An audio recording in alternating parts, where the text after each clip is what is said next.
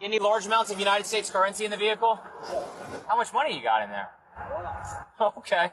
This marks the very moment when police pulled over a combat veteran and took his entire life savings. He says it's $100,000. It's in a Ziploc sandwich baggie. I must have had your ears burning because I was complaining about not having enough hundreds in my drawer. On February 19, 2021, a retired Marine is pulled over by the Nevada Highway Patrol when he makes a bizarre confession, leading officers straight to a huge stack of cash. As surprising as this is, the events that follow will prove to be even more shocking, resulting in intense public scrutiny and a lawsuit that plans to challenge the American legal system. There you go. The driver of this vehicle was following that red and blue semi-truck too closely, less than a second following distance. I was driving under the speed limit. Stop him up here at Mustang. Make sure everything's okay. Officer Chris Brown pulls over Stephen Lara of Lubbock, Texas. Travel appearance. Hey, good morning, Trooper Brown, Nevada Highway Patrol. How are you today? I'm doing great. Hey, the reason I'm stopping you, we have a special enforcement campaign going on. We're trying to educate drivers about violations they may not realize they're committing, but we're seeing a big increase in crashes out here. First, applaud you on your driving. You drive great. You're driving really slow. It appears that you're trying to drive safely under the speed limit. I appreciate that. I just want to talk about your following distance, especially around commercial vehicles. Sure. Came up behind a red and blue tanker truck, a little bit too close behind him. Yeah, you got to navigate that. You got your driver's license with you? Sure. Awesome. I appreciate you, by the way. Yeah, I appreciate that, man. Do you have a registration card with you? Well, it's a rental car here. Okay. So I do have my rental. If you don't mind, it's underneath here. Okay, yeah, that's fine. Any weapons in the vehicle? Absolutely. Oh, perfect. Yeah, if you can grab the rental contract, that'd be great, man. Stephen tells the trooper that he's going to Portola, California to visit his daughters for the weekend before heading back down to Texas. He answers all of Trooper Brown's questions without hesitation and appears to be in good spirits, completely unaware that this seemingly average traffic stop will soon transform into an all-out nightmare. You said your daughter lives up in Portola? 2 daughters. Okay, they both up in Portola? Yes. Come on over here, man. All right. You a fighter? A fighter? Yeah, you got a tap-out shirt on. Well, I've got a lot of training. I'm a retired Marine. Okay. Yeah. Nice. What'd you do for the Corps? Well, I was a data chief initially, but then they changed the MOS to cybersecurity chief. Okay, when'd you get out of the Corps? I got out about 2 years ago. Give me a second, man. All right, just hang right there. Ever been in trouble with law enforcement before? Never. Okay. While Trooper Brown radios in Stephen's information, Stephen truthfully answers all the questions about his job, hotel reservations, and weekend plans. However, Stephen will soon find out that this lighthearted chat might not be as innocent as it seems, as Trooper Brown is about to reveal that an unsafe following distance may not have been the only reason he was pulled over. Hey, while I'm working on this, let me ask you something, man. This is going to sound kind of weird. Part of my job out here is I do what's called highway interdiction. I look for people that are smuggling contraband through our state, across the country, weapons, humans, drugs, illicit currency, things like that. Anything in the vehicle I should be aware of? Okay. No firearms? No explosives? Okay. Are there any drugs in the vehicle? Cocaine? I don't do drugs. Yeah, I gotta ask all these silly questions, right? Okay. Any large amounts of United States currency in the vehicle? Okay. What's a large amount of U.S. currency to you? Okay. So there's over 10,000 in there? Okay. How much money you got in there? Okay. Fair enough. Fair enough. Would you give me permission to search your vehicle today? That's okay with you? Okay, perfect. Regardless of one's belief in their own innocence, it's advisable to not consent to a search of one's vehicle under any circumstances. Although he has the right to refuse, Stephen voluntarily agrees to let the trooper search his car, completely unaware of just how much he will come to regret that decision. As Trooper Brown gets the paperwork ready, Trooper E.J. Tumanoval arrives on the scene. Big job this way. I'm about to see my daughters. Right on. Out here in Reno? Out here in Reno? Well, Portola, California. They doing okay? I know you guys are suspicious. I'll ask lots of questions so I can get to. Yeah, I'm not really worried about anything, so I'll give you any information you want. But As Trooper Brown gives Stephen the paperwork to read and sign, Trooper Tumanovo heads to his vehicle to get his sniffer dog, Jill, nicknamed Jillybean, to see if she finds anything suspicious. Jillybean, Jillybean, Jillybean, Jillybean, you're a pretty girl. We go play.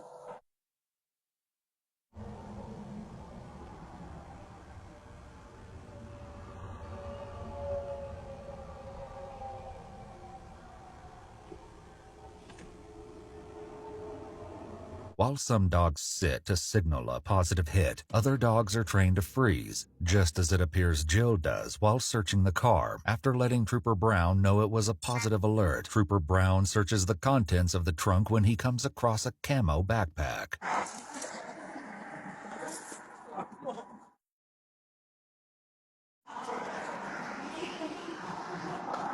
Meanwhile, Stephen drops a bombshell on the trooper when he reveals just how much a lot of cash really means. You guys do this to everybody, or? I just stopped out with you. Our job is to look for traffickers. I'm not saying you are. I'm a retired Marine. Yeah, like I said, I don't know. I was just called here to help out. Must be the haircut. Is it? I don't know. I almost got the same if I would put it down. I don't know. He's gonna find a large amount of cash in there. Is he? That's okay, because I got my receipts in there too, so. How much cash? A lot. Hey, he said there's a large amount of cash in there. I already told him.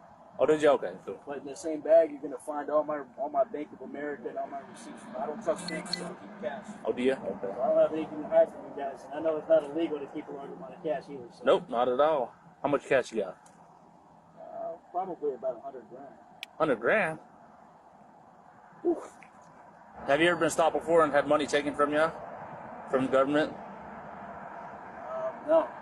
No? I know you guys, it's not illegal to have a large amount of cash either. No, not at all. Nothing's wrong with that. This is Reno, so we get people coming with a large amount of cash all the time to go gamble. And So I don't have a problem with you taking my cash because it is mine, and I do have proof that it's mine. Trooper Tumanovo shows an interest in the tire sitting in the trunk of Stephen's rental car. what's in the tire? Cracked rim. I'm getting it repaired over here. Are you? Yeah. You guys can cut that tire up and look inside if you want, but I would ask that y'all reimburse me for that. Right. Oh, yeah, the state would do, if we did it, if it came to that. We have items that we can check first before you get to that point. Whatever you need to do. Trooper Brown makes a call to someone who, according to court documents, is DEA agent Shane Murray. Hey Shane, how are you? Good. Hey, can you head out to a traffic stop? Or are you busy on that other stuff on today? So if I'm still searching a car, but a big bundle of money, it says probably at least 100,000. After telling Agent Murray their location, Trooper Brown continues to search the contents of the trunk. Hey, Brown. You just got something to tell you about the What are rim. y'all like real suspicious and all? That rim is cracked. If you grab my phone, which is in the car, and you look at the last number I dialed, just hit redial. I won't even touch the phone. You'll see that there's a place up here in Reno that fixes cracked rims. Okay. And they'll pick up, and all you do is identify it, and you'll see that I was trying to take that in to get that cracked rim fixed.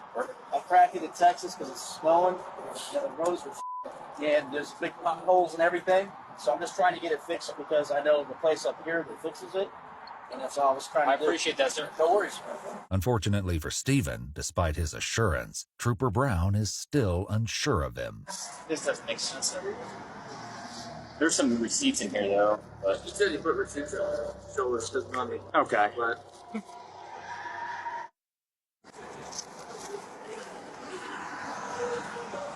all right, man. So here's the deal. All right.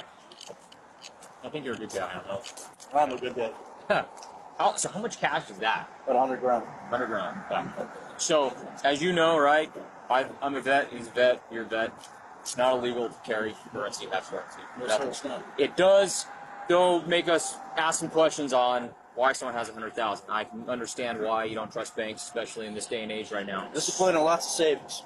What's that? Discipline and lots of savings. So, with that being said, if you're willing to talk to me about it a little bit, I'd like to. I know you got a bunch of receipts in there. I just want to make sure that it is your currency, that it's not being used for nefarious activities, right? It's not money laundering or something like that going on.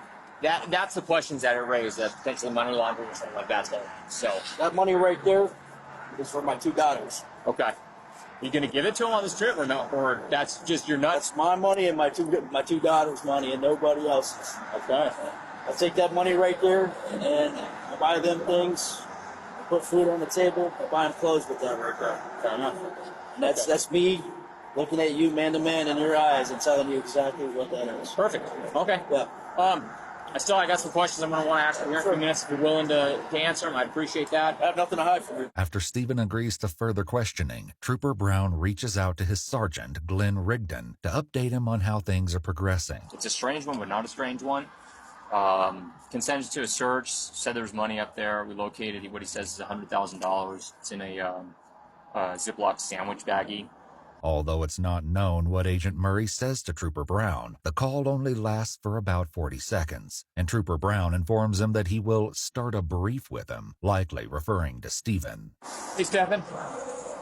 Stephen, you don't have any weapons on you, right? I know you're in... You mind if I just pat you down real quick? Face my car real quick, man.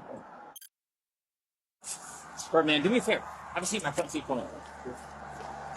As with all other previous requests made by officers, this is something Stephen is more than willing to go along with because, as he puts it, he has nothing to hide. Unfortunately, however, he still doesn't seem to realize that the more he agrees to go along with their requests, the deeper the hole he has dug for himself will grow. Now that Stephen is aware of his rights, Trooper Brown can finally begin the questioning process. So, what is the source of the currency that you have there? Sources and how do I make my money? Yeah. I'm a retired U.S. Marine. I get money from the VA for my disability. And it's money that I have earned from my employment, my job, doing IT work for a hospital. Why do you transport bulk currency like that? Well, there's nothing illegal about it. No. It's, I keep it on my person and I secure it. Okay. So for security? I don't trust banks. That's Okay. why I have a large amount of currency there with all the receipts, which I keep in there for this type of purpose, in case anybody questions it. And if those receipts get looked into, you'll see that those are my accounts that those deposits are made for, or those withdrawals are made from. Stephen goes on to inform the trooper that he owns a debit card and only uses banks for direct deposits before he answers even more questions about the money. Is there any reason that you can think of that a trained drug detection canine would alert to the presence of drug odor coming from that vehicle? No. Okay. Like I said, I gave you a consent to search the vehicle. I have nothing to hide. So Okay. if the dog alerted you guys, I can't tell you where it's coming from because I don't do that stuff. Okay. Nor do I have it. That is a rental car, so I don't know. I can't control what happened before I got it. Fair I can't enough. control what happens after I drop it off. In cases such as this one, if officers persist in questioning, it's typically because they lack sufficient evidence and are seeking information that could be used against the individual. At this juncture, it's crucial to cease further communication and seek legal representation. Stephen is being fully cooperative here, and yet the treatment he gets is contrary to law enforcement's claims that cooperation would prevent such actions. If the currency was to be utilized for a business transaction, personal purchase, is it going to be used for any of those, or is this just your savings? It's my savings, and I plan on buying, getting a home. Okay. For my daughters and I in Texas. Okay. So you're planning to use that to buy a home in Texas? Yes, absolutely. Although Stephen has been an open book throughout this entire process, Trooper Tumanovow is keen to take Stephen's amenability a step further. Hey, so you said you're okay with us going with your phone? What do you want to go through my phone? What are you looking for? Just trying to verify everything's correct like you've been telling us. The only thing I'm authorizing you guys to do is make the last phone call I made just to verify that I was going to take that tire, that rim on to get it fixed. Okay. But, I mean, I got personal pictures and stuff on there. I don't want you guys looking at my pictures and stuff. You know what I'm saying? I want both of your pictures if you're okay with that. Yeah. So I can look at everything else but your pictures? Yeah, That's fine? Okay. Despite any officer's demeanor or apparent friendliness, it's imperative that one refuses access to their cell phone in a given situation. As awkward as it must be to have a stranger look through your phone, Stephen has no idea how much more uncomfortable things will get. But while the questioning comes to a close, Sergeant Rigdon pulls up to the scene where he can be heard taking a call from DEA Agent Murray. What's up, Shane? there was just no way I was going to be able to make it out there. No issues. It's too easy to do an adoption. You know, we contacted you, so I think everything's going to be okay. And I'll text you the money count after we get it. It'll probably be a couple hours. For those who are unaware, adoption refers to the process of property seizure by law enforcement agencies as permitted by the U.S. Department of Justice's Equitable Sharing Program. When an adoption takes place, the federal agency keeps 20% of the proceeds, whilst the remaining 80% kicks back to the state or local agency, which is, in this case, the Nevada Highway Patrol. So here's the money. He has a ton of receipts. He's in the military, gets the VA money. He's in the military? Yeah. Yeah, that's the military backpack. You guys get pictures? I think Kristen, yeah. I'll put it on the car. We haven't done it. While processing this information, Sergeant Rigdon briefly examines a bag of moneygrams and what appears to be money orders. Balance is 1246. Having finished questioning Stephen, Trooper Brown asked Trooper Tumanovow to hang out with Stephen so he can share his findings with Sergeant Rigdon. And those balances got her. Got no balances in all these. That's what they win. But these are like 2019. I mean, there's not a lot in there. Since the arrival of Sergeant Rigdon, Stephen appears slightly agitated, perhaps finally realizing just how out of control this situation has gotten. Despite his frustrations, Stephen still manages to keep his cool, unaware that Sergeant Rigdon is about to test his patience even further. Come out here after? I know if you don't have time for me, it's all good. No, it's a little frustrated, man, because I'm being treated like a criminal right now, and it's not your fault. They've had a lot of bad experience in the past. I get it. It's very, very odd to carry 100K in cash like that. Yeah, but it's not illegal. But I can understand. Not illegal, but I can understand your perspective. And everybody's been very professional. I didn't have anything to hide. That's why I let you search my vehicle. Yeah. You know, so I mean, I told the gentleman here I don't trust banks. But you have 5 different banks to deal with. You got Wells Fargo, you got Plymouth Bank, you got the Bank of America, and then there's one other bank in there. So I mean, you do trust banks. Well, no, I don't, because if you look at and my direct deposit has to come to a bank too. Sure, it does. It goes to Bank of America. Yeah. But if you look at my banks, there's no money in it. That's why those receipts. That's why I keep them. So if you call the banks and you ask them, and I'll call them right now and ask, or I can show you what's in my bank accounts. Despite Stephen's conviction, he'll soon learn that no amount of reasoning will help him out of this situation. So why the distrust for the banking system? I just don't trust them. Yeah. That's just my reasoning. It's my personal thing. Oh, I'm not trying to convince you one or the other. It's just it's not usual. I understand. And so we're looking for the unusual. Sure. You know, I understand. with the currency stuff. I mean, somebody ripped you off, or I mean, you look like you could take care of yourself in a fight, but you know. Yeah. I wouldn't feel comfortable going around with cash. Well, I mean, I can understand where you're coming from. I mean, how long did it take you to accumulate that much? Oh God. I started saving since I was on the Marine Corps, 20 years. How come it's all hundreds? So I don't have to keep more. Oh. I mean, if those were all ones, my God, I'd have to, so you get more. Yeah. We usually weigh. It's actually a cool trick. So one bill weighs 1 gram. Mm-hmm.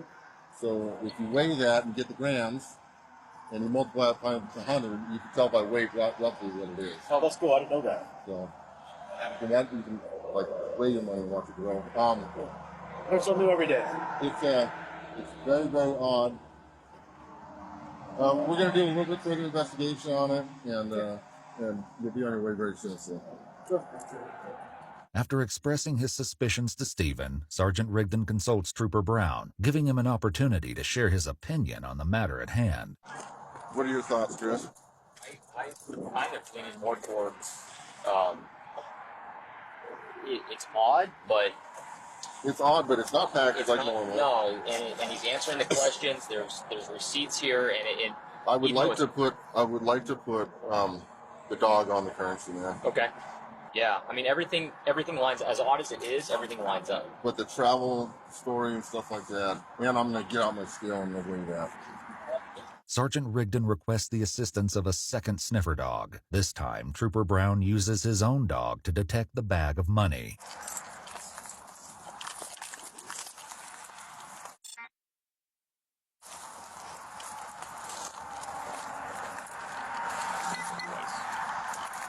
Trooper Brown's dog has just given a positive hit on the bag of money. However, it should be noted that according to a comprehensive review by the Journal of Forensic Sciences, several studies have shown that between 67 and 100% of circulated U.S. currency is contaminated with cocaine, leading them to the conclusion that a positive canine alert to U.S. currency is not sufficiently reliable to determine that currency was used in an illicit drug transaction. Positive alert. We'll go forward with it. Okay. With the go-ahead from his sergeant to begin the adoption, Trooper Brown walks to his truck to get a bank bag. Meanwhile, Stephen looks noticeably more antsy as he seems to realize where this is headed. So once the cash is not there anymore, where's it at? The sergeant took it. They did a secondary sniff, this little spot. I don't know what happened with that. Everything is on camera. Okay. I'm just asking because that's my money. Hey, I get it. No worries. Soon, the sheriff arrives and is caught up on the situation. You got a positive alert on the currency by itself. They had a positive alert on the car. Right now, we're just trying to determine whether or not it was proceeds. I believe it is proceeds. It is a big brick. And they're not old bills. He claims he's been saving it up over 20 years. No, I hit 20-year bills. No. No, those are all current bills. So. It's really good, but they're equal. It's just. His travel plans are consistent with what we see with drug traffickers. So how much is in there? About 100,000. About 100,000. That money has not been saved up over 20 years. It's newer bills, so they're not 20-year-old bills. And No. it's not 100,000. Okay, well, I'm guessing. And so that's my life savings. I've been saving since I went in the Marine Corps, which is in 2000. Okay. So that I've been saving for the last 20 years. Roger. What we're going to do, I believe there's drug proceeds dog related to it. Drug proceeds? Yeah, it's very common, sir. We get people that are trafficking large quantities of marijuana from Northern California to all states east, even from Reno. Sir, I can tell you right now, there's... I'm going to tell you exactly what's going to happen, okay? We're going to seize it today, but that doesn't mean we're the final judgment on it. It's going to go through the DEA, okay? So the DEA will contact you, and the DEA will provide you with a means to fight it. You're going to have to provide your pay stubs. You're going to have to provide your other receipts, stuff like that. Okay? After receiving this distressing news, Stephen desperately tries to convince Sergeant Rigdon of his innocence one last time, not realizing that his mind has already been made up. So if you take that money, I don't have any money for me and my kids this weekend. I don't have anything. You got a wallet on you? No. My jacket's in the car. Okay. I don't have anything. You don't have a wallet? Where do you keep your identification? It's in my jacket. Okay. Got it. I'm telling you, God is my witness. Now, I mean, I'm a retired Marine. I don't have any reason to do drugs or anything like that. That's my life savings right there for me and my daughters. I respect your service, sir. I serve as well. Okay. I have cops doing stuff that they shouldn't be doing, and they go to jail for whatever they're doing. That's not me. So you're who you are doesn't influence whether or not we take action on what we see. Okay. If it is legitimately earned income, you're going to be able to provide those pay stubs, and they'll give you all your money back. But I believe it's drug proceeds. It's not drug proceeds, sir. I'm telling you right now, it's not. I don't do drugs, sir. You want to do a drug test today? Let's do a drug test. I'm okay with that. You know what a lot of drug traffickers use? I don't know anything about drug trafficking. I don't know. I don't know what you know, sir. A lot of drug traffickers watch these people with absolutely no criminal history. A guy with a long drug history or drug trafficking history is not going to be the one transporting the currency or transporting the drugs themselves. Here's the thing. That money in there is, like I said, that money is my life savings. I'd like to go through. You want to take it? Okay. I'm going to give me an attorney. I want to know exactly how much you're taking. I'll tell you what it weighed out at. No, I would like to go bill by bill. No, we're not going to bill by bill. What you'll see is you'll see us seal it into a bag, okay, into a bank bag. Can I take a picture of that? Yeah, I'd like to take a picture of it. As his reality comes crashing down, Stephen, while still remaining respectful, becomes more firm, a development which appears to take the sergeant aback slightly. Do you mind if I take a video of it being sealed? I'd like to do that. I think, you know what, you're on video right now, and we'll give you the case number, and you can request that information. You can request the entire recording and its entire stop. Okay. Everything that we did, sir. Okay, yes, sir. And I've been totally cooperative with you guys. I appreciate that, sir. There's a receipt down there on the ground. I believe that's mine. Hey, Dave, can you pick up that piece of paper?